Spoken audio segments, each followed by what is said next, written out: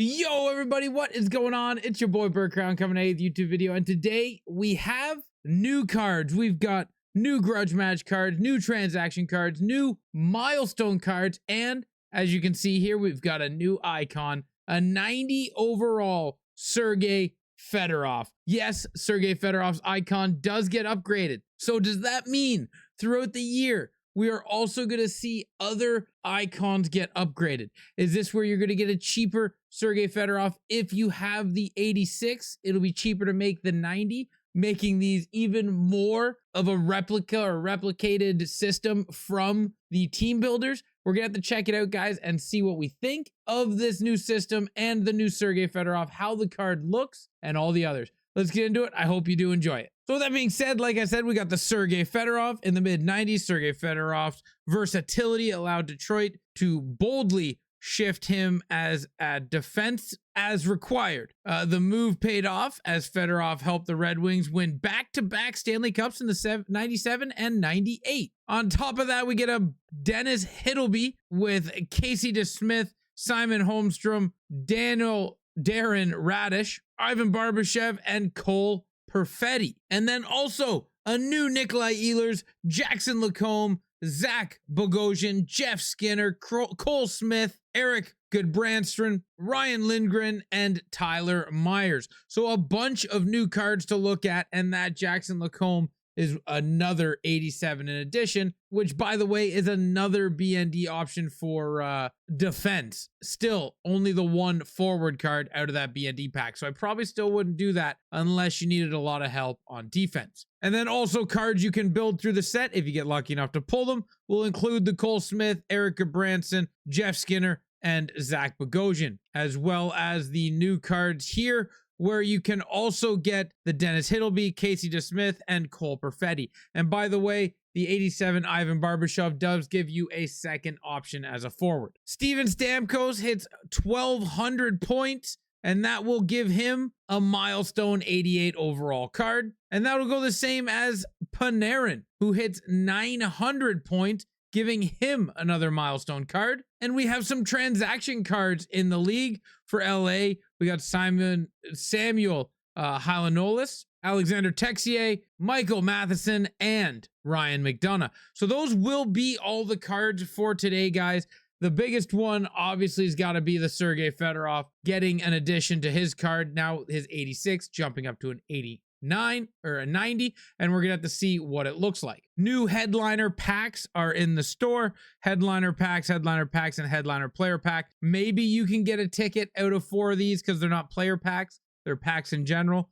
If you do, leave that in the comment section down below. I am gonna chug through these and see if I can get any tickets, hopefully a couple, and maybe a gold one to help me get towards that pinnacle pack. As well, we have new weekly headliners, a ticket chance pack, which if you've seen the video I just released means you're probably not going to get a ticket in there, but it's a ticket chance pack just for opening a pack in general. So if you do wild card, that's a pack.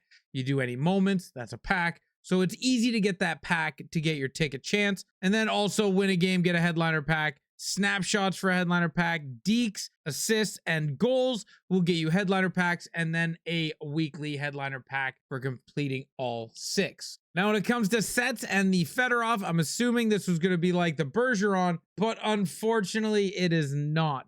I was hoping we would see somewhat of a Bergeron set where it's like, hey, if you've got the old Fedorov, you can turn him in to keep it a little bit cheaper for the new Fedorov, but they didn't do that. They went straight to 587 overalls.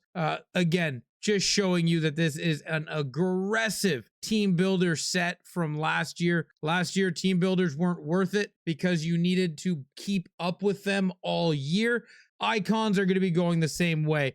Unless you're a massive fan of the player, like I love the Dion Phaneuf card, but this aggressive system isn't for me. So I'm probably now going to be out on icons for the remainder of the year unless something changes. But this is just far too expensive for me to try to get in on. But before we do go to check out all these cards, make sure you get in there and you get your advent calendar for the day. We're going to have to see what we get. We get an 81 overall, so not a terrible pull. I probably would have preferred a gold ticket, but hey, a bronze one will have to do. but make sure you get your daily advent calendar pack and let me know if you get a gold. Plus, don't forget about your free 5 collectibles and your 1 free player. The 1 free player will never be anything special, but you can turn them into exchange sets eventually over time to make something eventually that you can keep turning into exchange sets.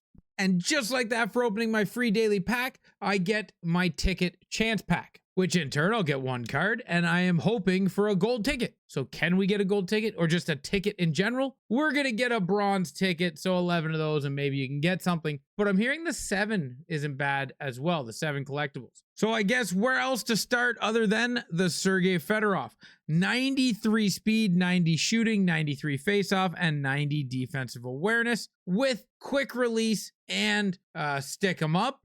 Not terrible abilities at all, but I definitely prefer wheels on Sergei Fedorov. But if you wanted the upgrade, they give you an option to go get them. And then, of course, the new transaction cards. We got Matheson with truculence, tape to tape, 89 speed, 90 endurance, 88 stick check, and 89 defensive awareness. Not a terrible card. The speed is decent enough. Truculence is nice. The defense is kind of low, but they had to drop the defense a little bit to get his skating to usable. And then Ryan McDonough is going to kind of be the exact opposite. He does have stick him up, but he's got 90 defensive awareness and 91 stick check with 86 speed. So a little slower, but better defense all in, you know, what type of player are you looking for? And then Helena Nolis, my God, I'm brutal. 83 speed, unusable. Absolutely unusable. 89 faceoff is great, but 75 shooting and 83 speed. My God, this is just a paperweight of a card. 6'6" is kind of nice though. 6'1", 70 faceoff. He's a winger. I don't know why I read that like that.